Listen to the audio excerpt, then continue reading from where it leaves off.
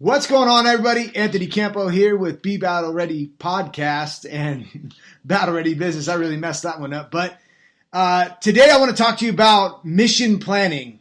I'll give you a little backstory in a second, but I'll see you on the other side. The question is, what does it take to build a Battle Ready business? What does it take to dial your marketing, sales, fulfillment, and leadership so that you can go to war in the marketplace and win? My name is Anthony Campo, your host and chief coach at Battle Ready Business. This is the Be Battle Ready Podcast, Daily Battle Edition. And on a daily basis, we're going to take a deep dive look at what it takes to win in the marketplace. So sit back, relax, and I'll see you on the other side.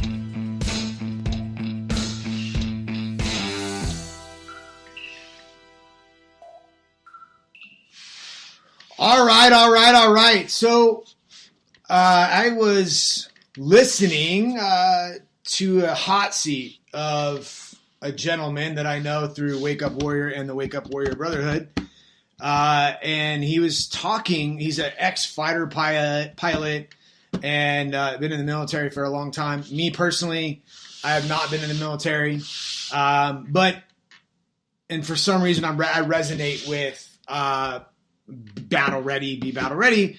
A lot of that has to do with my background playing football and how our coaches talked to us and trained us and all that. So today I want to talk to you about mission planning, because the way that he started talking about mission planning really resonated with me, because it was a lot like how we laid out our events, seminars, challenges, any initiatives that we had inside our business. And we would build what I deemed a structure doc, and it would basically go through the same process that he was talking about.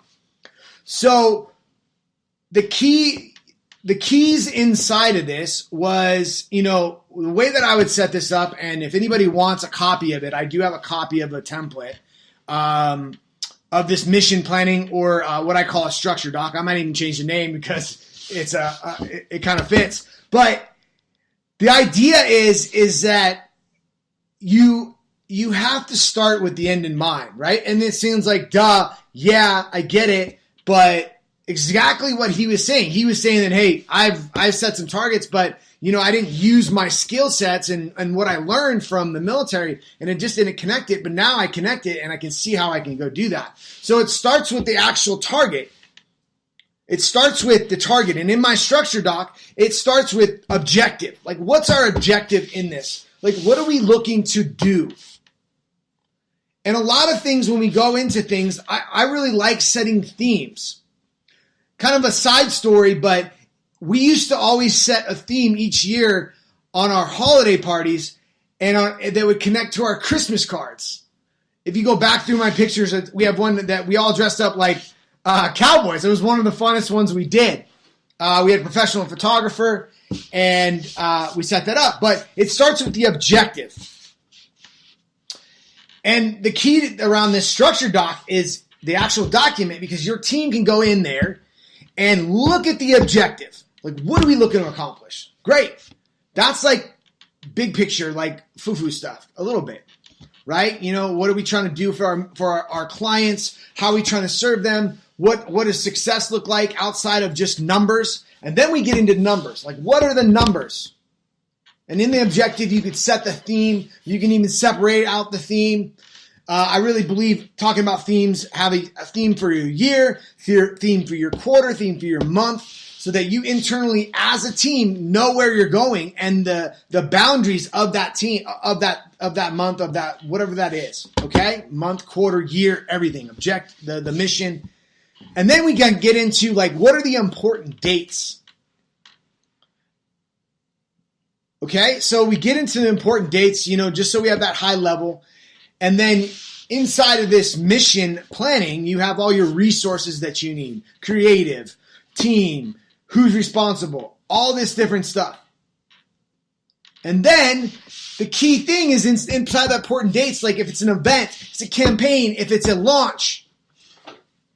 When's that launch? Right? And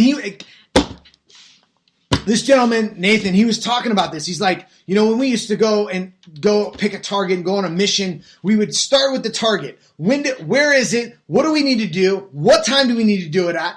Okay, and then what do I have to do? And what, coming back all the way to where I'm at. Because I was thinking about this. And I've done it. I stopped using that.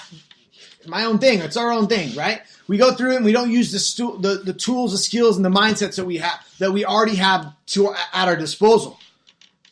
So, lost my train of thought a little bit, but we start with this end date. Like, when does this thing launch? And any task, any event, anything that you're doing, what happens? There's 3 phases. What happens before, during, and after? This is something I learned very early on, like from a lady called, her name was Beth Schneider, a process prodigy. It was something that, one of my first business courses that I actually got a hold of and was like, whoa, this is really great. And it was mind-blowing about, really how to get things to work, because I didn't come from a background of being a good student, having any type of like professional job. I was a valet and I worked in a deli. Loved working in a deli. It was a fun job. But like, it didn't set me up to actually run a business.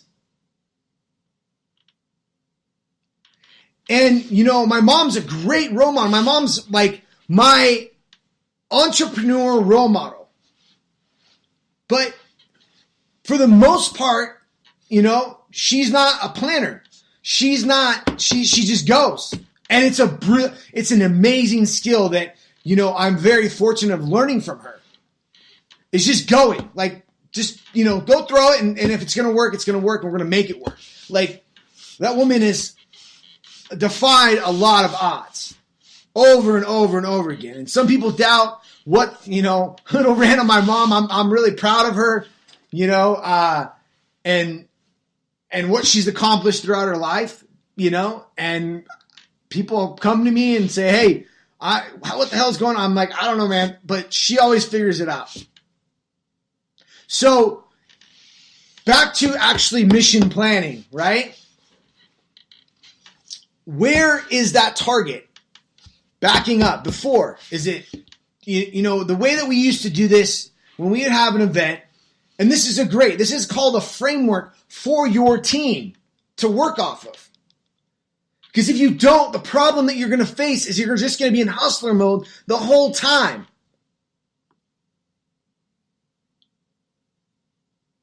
It was one of my favorite transitions from being okay and not having a team and kind of getting things done to where we had like 4 or 5 people and things just like, we would plan things, plan a quarter and execute. And it was so much fun.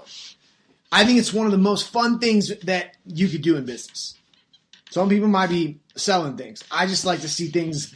I like to see the orchestra work, right? And play that symphony. So we've got the date. So how we used to do this, the framework is that if we were having an event, promotion would start 4 weeks prior. And each week had its own sequence of communication within that event. When the emails went out, when certain things went out. And then prior to that little bit of launch or that promotion period, we had 2 to 4 weeks of production and creative and all this stuff. And it would work backwards.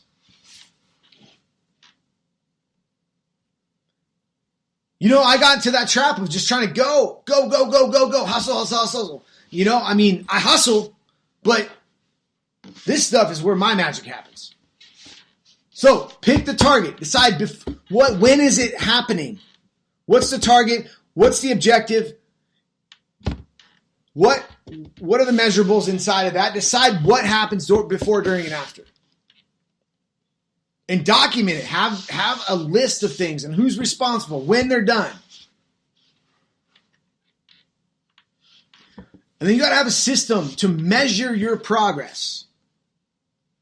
So the way that I coach and create a framework for clients is there's these daily battles. That's the stuff that you got to get done to get there, right? So you don't just wake up and things appear. You got to do work to get there. So the work is the daily battle. And then inside of this is your lead indicators, or what I call your daily victories. So, and then you have what you're at, the winning numbers of that campaign. And then the last thing you need to do is enroll your team, teach your team, show your team, empower your team. It's one of the biggest struggles I see for entrepreneurs or small business owners is actually allowing their team to help and get on board, and then actually train and teach them the systems and how to do it, and provide them resources.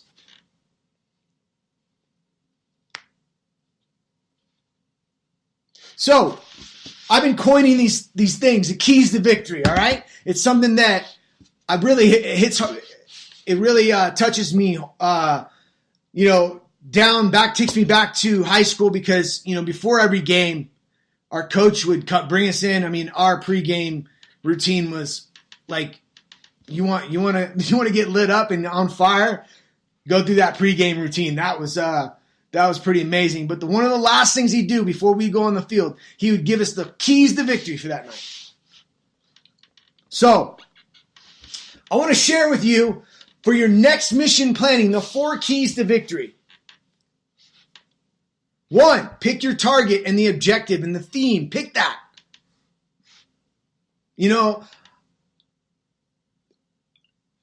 The thing is that we used to have the same thing in high school. We used to every year you had a theme. So the theme is very important, and it was going into our senior year. I'm going on a little tangent here, but we'll get back to the other keys. But the theme set the tone for the year. And this hit me last year about oh my gosh, I set a theme the beginning of last year, but I didn't connect them. I didn't know why I was doing it, because it's from my past. I was just I just did it. And, going into our senior year, we got beat in the finals. And it was painful. We got beat by Long Beach Poly in the finals. And it was painful, not because it's painful because we lost. It's because how we lost and what they did to us afterwards. They disrespected, showed some major disrespect, and that lit us up for the whole next year. And our theme was Red Reckoning. So pick the theme. Key number 1, keys to victory. I'll get back to that. Little bit of a tangent. 4 keys to victory. Pick the target, objective, and the theme. Key number 2, decide what happens before, during, and after, and sequence the steps. Give yourself enough time. Key number 3, have a system to measure execution, your lead indicators, aka your daily victories, and your winning numbers of the overall campaign. Key number 4 is don't be a hustler. A hustler is going to try to do it all himself. You need to build the team, even if it's a little bit at a time, and go from there. So, appreciate you. If you're looking for help and you want a mission planning system, you want to have the template, just go ahead and message me or head over to anthonydcampo.com, and then there's a way to get a hold of me over there. And I'd love to share this with you, teach this to you, and I would love to see you win in the next 90 days. So I look forward to supporting you, and I'll talk to you soon. This concludes another episode of the Be Battle Ready Podcast, Daily Battle Edition. If you're a business owner with 3 to 20 people and you want to build a battle ready business so that you can go to war in the marketplace and win, head over to battlereadybusiness.com/go to get the conversation started. Other than that, I'll see you next time.